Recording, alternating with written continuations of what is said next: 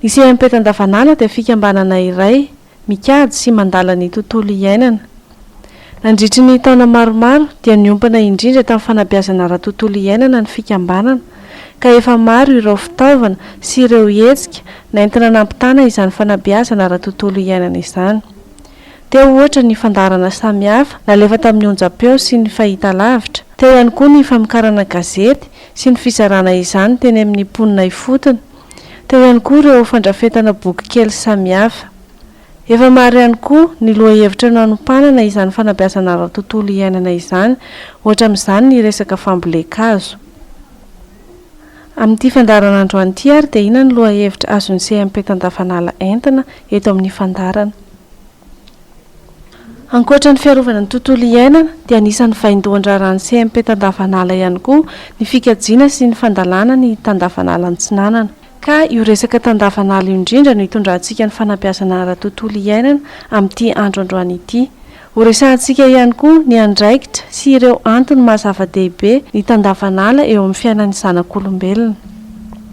Ka voalohany indrindra ary dia inona moa no atao hoe tan-davanala?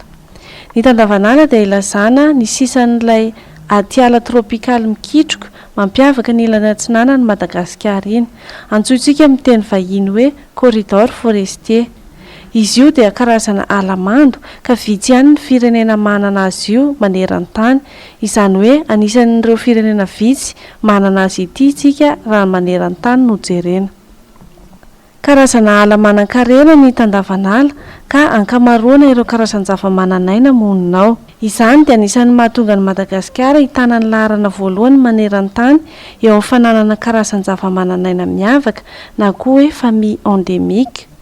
Ny fananana izany karazan-java-mananaina miavaka izany dia mampiroborobo ny eo amin'ny lafin'ny fizahan-tany satria dia mahasarika mpizahan-tany tokoa izy ireny.